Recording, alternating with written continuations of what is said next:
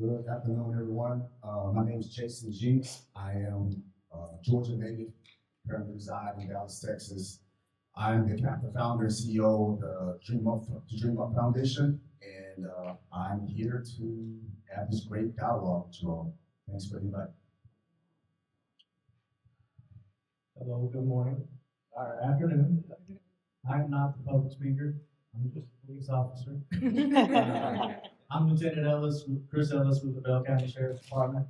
I'm over our mental health unit. I'm here to try to answer any questions you have and maybe spread some knowledge on some resources and benefits to the community. Hi, I'm Claudette Morgan Scott. I'm the senior pastor here at Legacy Center International. My background is multifaceted, so my undergraduate degrees in social work. So I used to be a social worker. I used to work at Cedar Crest in their business development department, working and advocating for mental health services. And I used to be the superintendent of a high school for 15 years, working with students who are at risk. I adjunct at UMHB, and I have several businesses.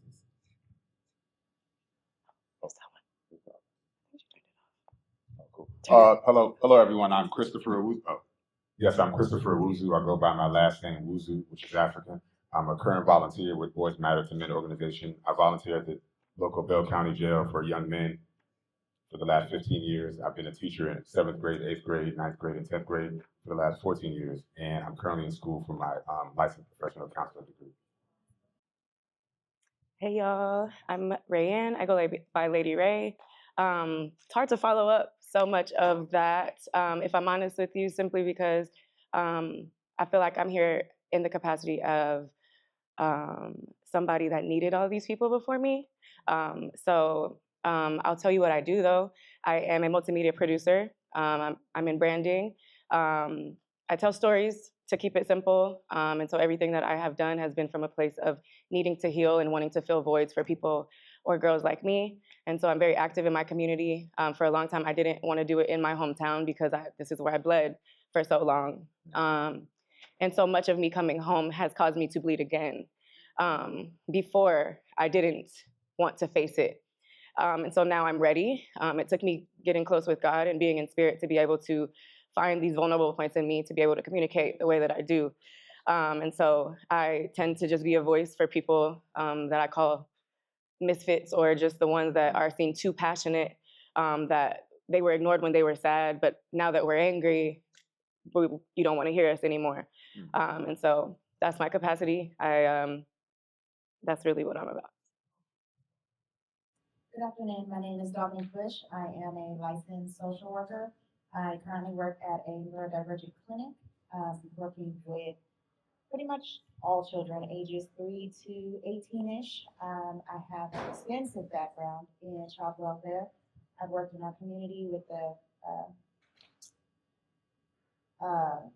risky families, things of that nature for over 10 years. I'm also the owner, CEO, founder of Jones Elite Strategies. We are a mental health group practice. So I have several clinicians, including myself. So we're just really excited about getting into the community and being able to service, because we can service all of Texas, including Oklahoma.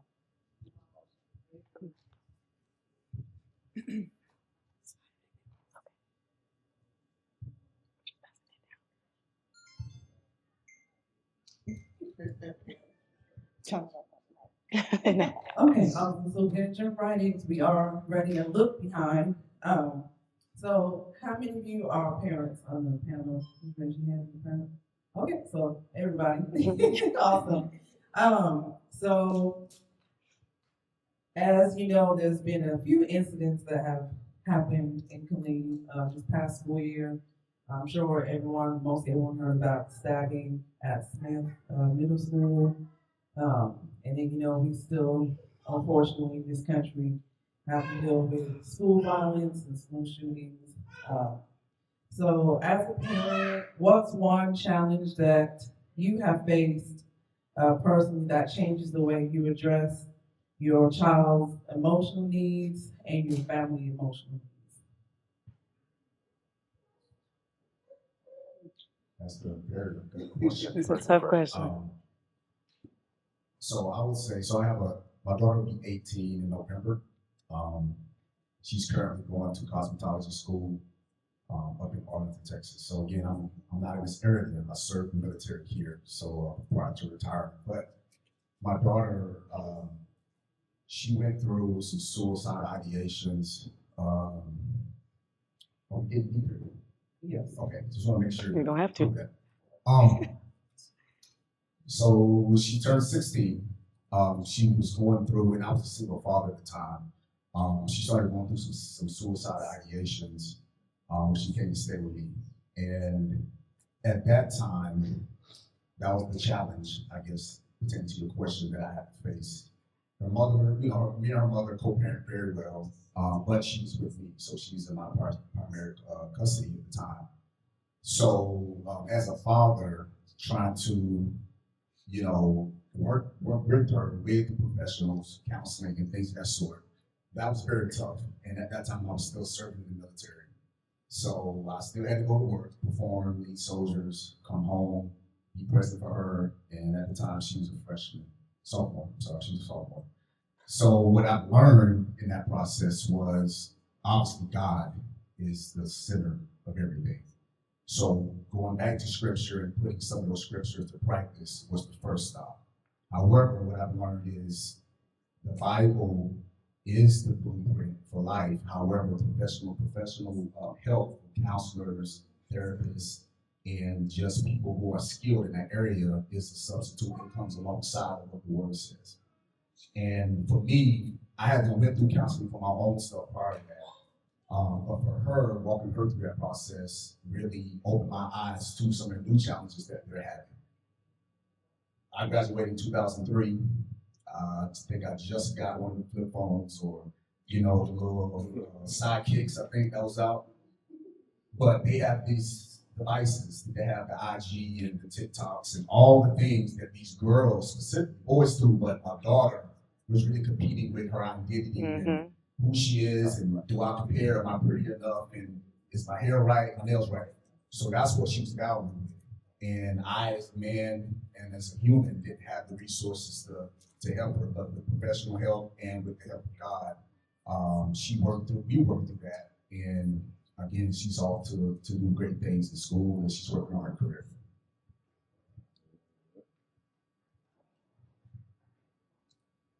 Thinking back on it, I now have a 19 and a 20-year-old.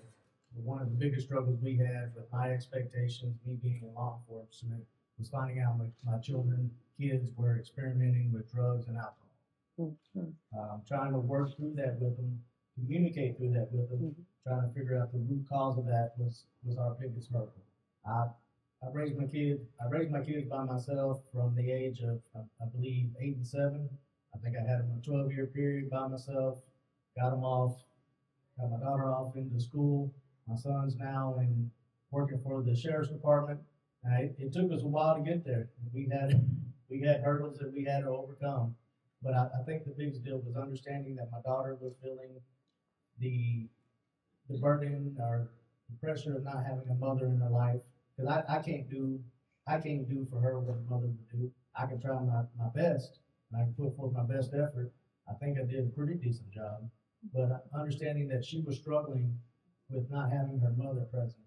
And so she was reaching out, talking to friends, giving in to peer pressure, but just communicating with her. We cut out the drugs, and we got her on track. I think communication is key, not only in the community, but in your own household. For me, it really kind of goes back somewhat. I grew up in a household where I experienced domestic violence.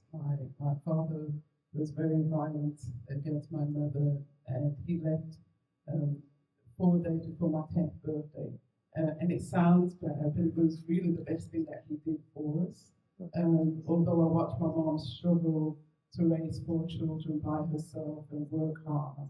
And then my sister had schizophrenia, my older sister, and my nephew, her child had Asperger's. So I think it really affected my parenting, but in a very intentional, positive way. because I didn't want my children to experience that. And, you know, with all the effort that I made, I ended up being a single parent, you know, and, you know, really just really spending time, being very intentional about making sure that I was there for them, you know, in terms of what they was going through. Everybody suffers mental health. It's whether we can turn it to good mental health, you know, or if it's a negative experience. And at some point, we all deal with negative experiences in terms of mental health. And it's really recognizing that, you know, in your children, you know, when they're going through, you know, I don't have a specific situation, but just remembering, you know, when their dad left and just walking them through that process and making sure that they feel valued and they felt important. But also recognizing that I couldn't be mother and father. I could be the best mother that they could ever have, but I could not be father. And I think, you know, that's probably part of the problem that we go through as, you know, single parents who try to be both. And you simply will fail. You can't be both. And, you know, and for me, I tell my girls to help them, you know, your dad owes you nothing. Whatever he does for you, it's a blessing. It's an addition. It's a privilege. This is what you have, and this is what I can do. And honestly, they came out to be very, very, very phenomenal. I have 2 daughters, and they're both in the health field, and they are solid. Thanks, Mom.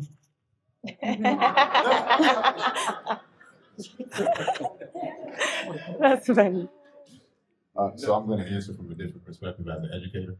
So a large part of my job went from preparing them for the state test to actually gauging their mental health as they went through the door. So as opposed to me being in the classroom giving them a worksheet when they came in, I started to stand at the door and gauge their body language. Of course, if I ask a student if they're fine, they'll say, yeah, I'm good, I'm straight. But I look at their body language. Are they looking up? Are they looking down? Are the shoulders slumped? I had to study body language books. Then at the beginning of class, I went into self-help videos. I gauged every student's hit their temperament from the day before to the day currently. I did get reprimanded. You know, I got reprimanded from admin about. Yeah, actually, you supported. You did good. You did. But the other ones, yeah. So I would get reprimanded from admin about not preparing them for the state test. Why are you checking on their mental health and solution? Our reading scores are going down, but they want to come to class, but they're safe, but they don't have suicidal ideations, but they know how to shake hands, they know how to make eye contact. So to answer that question, I focus more on their emotional health and mental health.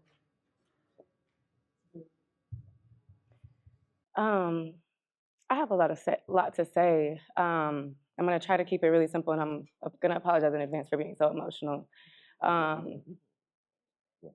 A lot of this is manifestations of my prayers, the things that they're saying before me, even being able to collectively have this platform to share my specific story because all of these gaps were not filled when I was going through the programs. It was also the best thing for me for my dad to not be in my life, as much as I also understand the void through my children, what it is like and how much I lack.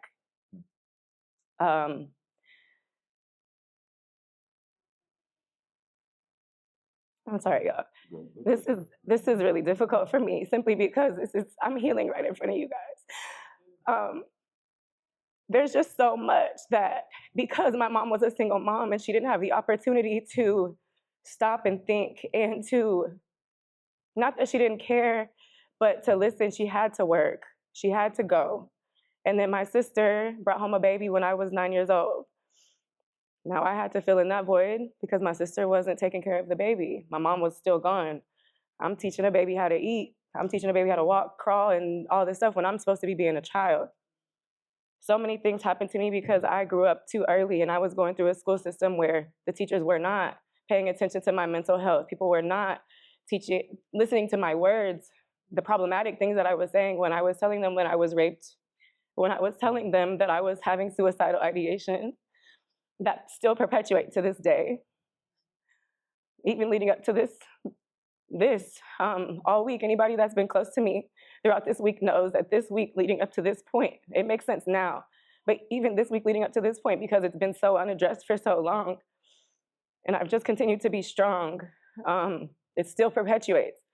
And so I'm seriously a product of things that, when they don't happen in the way that these people are trying to execute, how hard life is for somebody like me. Because it's a lot of mental battle. It's a lot of mental struggle because I don't know who to trust. The people that I was told to trust weren't there for me. The people that I wanted to trust couldn't be there for me. I had to become the person that I needed, except that's been the ultimate sacrifice for me because it's now perpetuating in a cycle in my household because I'm now that mom that can't be there for her children the way that I need to be. Because financially, I have to stay focused there. And so, as far as what have I done to try and help this, I take a stance of economic advantage, economic empowerment, because I believe if I can do it, anybody can do it. I'm just a little girl from 254. I wear it on my chest proudly now. I haven't always, but I really am just a little girl from 254 that fell through the cracks. I don't know if you guys have heard this saying, but I'm a rose that sprouted through the concrete. And that's just what I'm about. So. One of the challenges that I can think of parenting, I'm gonna say this younger generation. So I have our youngest, she'll actually be 13 next week. Our twins will be 20 in July, 2 months. So teenagers, I had 3 of them because I have the 2 20-year-olds, the 17-year-old, and then the younger one. One of the biggest challenges that I faced was being a professional and being a parent. We have all this knowledge, all this education. I can tell you with my eyes closed 10 ways backwards and probably in a few languages how to help the next person. Mm-hmm.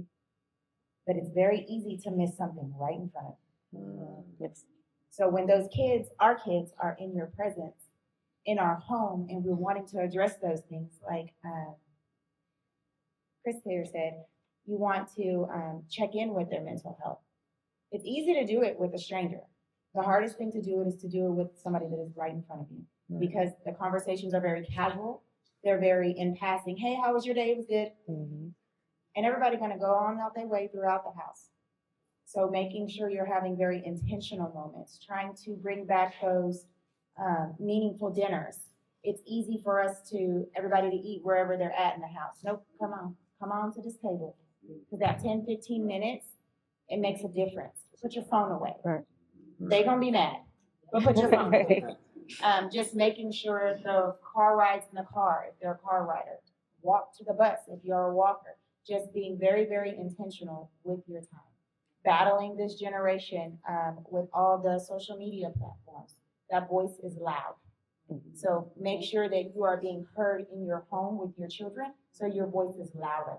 Mm-hmm. Not in the moment, but when they're quiet, they'll remember your voice. So me reminding myself of that very statement is what I would work toward intentionally, having those moments with my children. They're gonna go off. They're not gonna always be at home. I'm not with them all day long at school.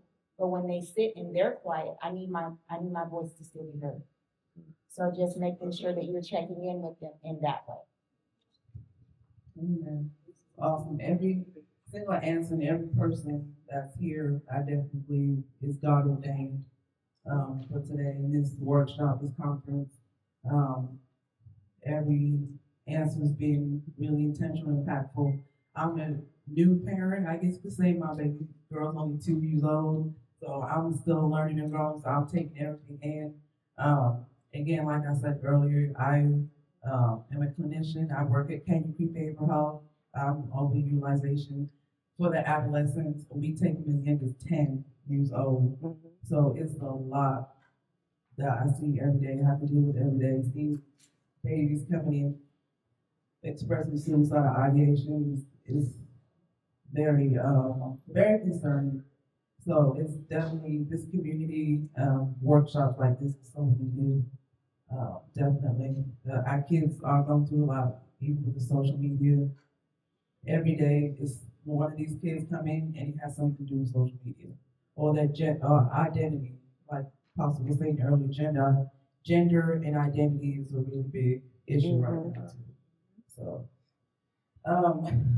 so as far as some of the incidents that's going on in the schools, what can we do to rebuild trust between parents, schools, and students, especially when, like I said earlier, how we have the stabbing at Smith Middle School and different incidents of violence at the schools in the area? Like, what can we do as a community, as parents, individuals, as pastors, as mental health professionals? Because I know there's a lot of us in here.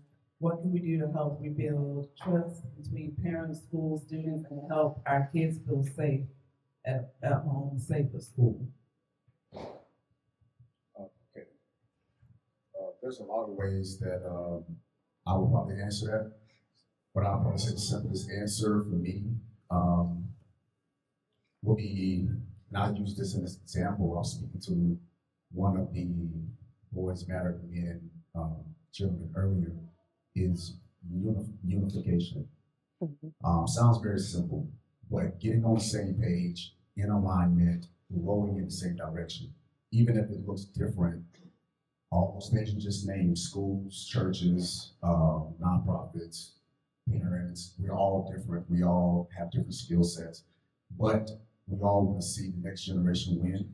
We all have different experiences that we can add to the table. I think something we can do, we have control over, is how do we bridge our superpowers, so to say, to help the youth. So that would be the first thing as adults. The second thing would be, I was taught this a long time in the military, is, nobody cares how much you know until they know how much you care. Right. So you can know everything there is to know in the dictionary or pertaining to your career. But if a child doesn't feel seen and heard, you don't take that time in the car ride or the walk or the dinner, and you're intentional in spending that time with the child. They don't feel seen and heard most times. And even when you say things like, because I said so, or do it because that's what I had to do, that stuff doesn't resonate with these children. And I think it's important for us to sit down and let them know, I hear and see what you're saying. Even if you got to correct them right after that, I still validate what you're saying. Maybe your truth, however, this is what you would do, and this is why. So that hopefully, as they grow and they mature, they will have more than just because mom says so, because dad says so. And I think it takes a community that's saying the same thing. So if I have one child walk up here, they ask me what is right. It may sound different, but it should be the same answer going down the road. And I think there's so many contradicting answers in these It's hard to figure out. spaces that the child is confused. Right. And then they go to social media or to a friend, and then the friend is doing drugs or drinking and driving or having premarital sex or whatever you want to name, right? Whatever that's going to be catastrophic to their career, and then seen and heard by that person, then they're going to gravitate to those people. So I think us as a community is unifying, and then also making sure that we have the time and space to make the next generation seen and heard, because we're different from the past generation. They're different from us, and it's going to continue to evolve. But a lot of times we're stuck in this is the way it's done, versus trying to connect and have that connective tissue with the next generation. The way in which I've seen change, someone affect change in the school districts is not voicing your issues to the educators or the administrators. It's going to those boards, getting on the agenda, going to the top, letting it filter down, approaching it in a prepared manner, just putting it out there in a public forum, letting everyone hear your complaints, and working from the top down. That's my suggestion in trying to reestablish that trust. Thank you. For me, as a parent and then as an educator, it's partnerships. Raising a child is a partnership. It's a partnership between the parents. It's a partnership between the school. I think, part of the problem is as adults, we demand respect from our kids. And I used to tell, my teachers, you have to earn respect. You're dealing with a generation they are visual. They look, they see how you operate, and you have to love those kids.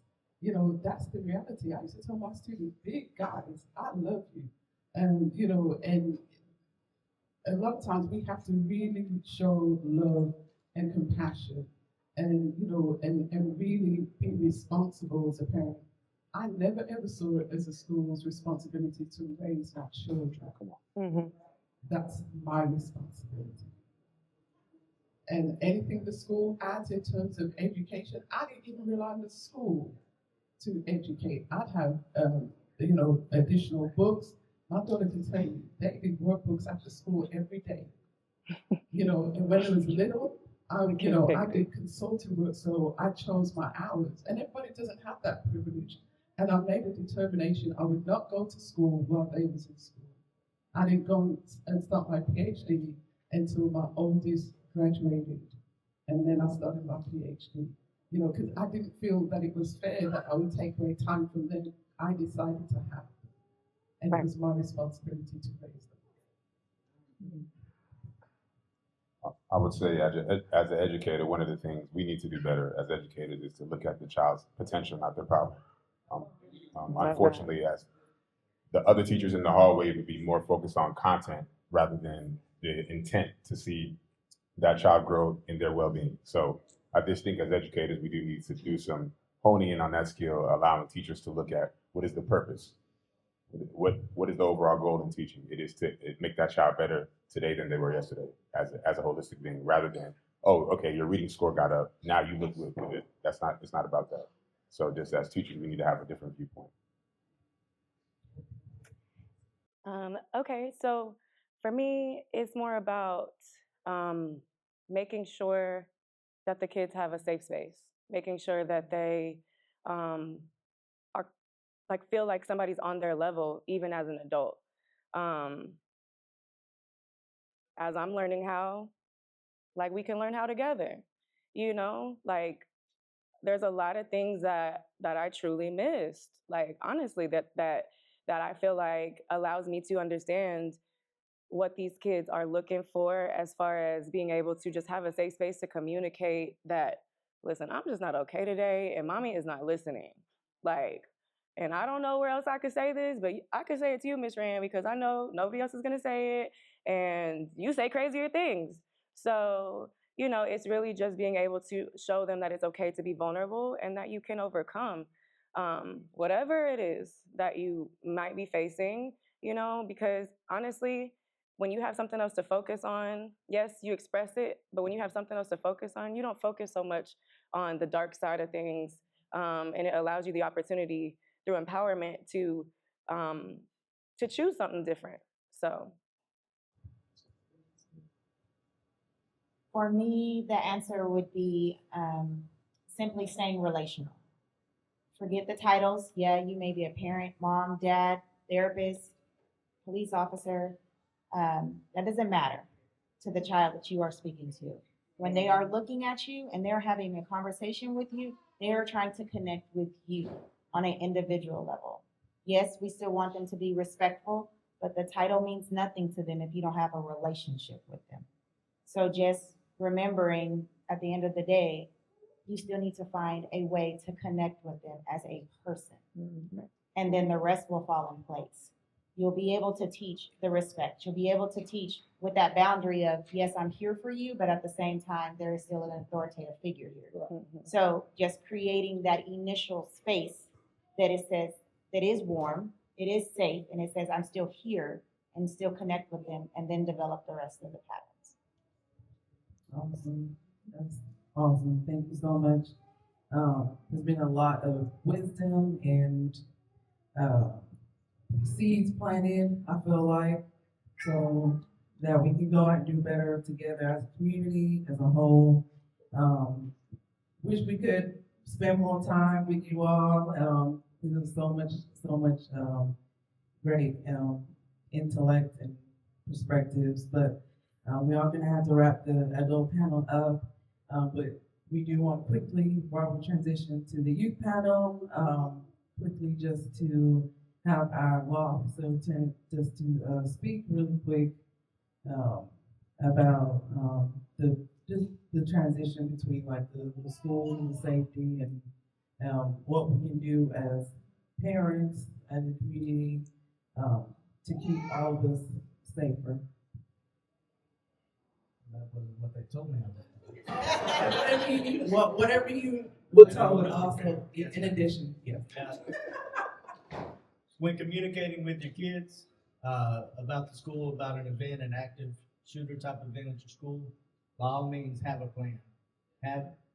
Lay out something that the world we live in today, something could occur, and we need to have a plan of what you're going to do. You're going to get to a safe spot. You're not going to linger around. You're going to remove yourself furthest from that equation. Whatever you come up with and whatever you think is the best for your child, lay that plan out with them and go through it.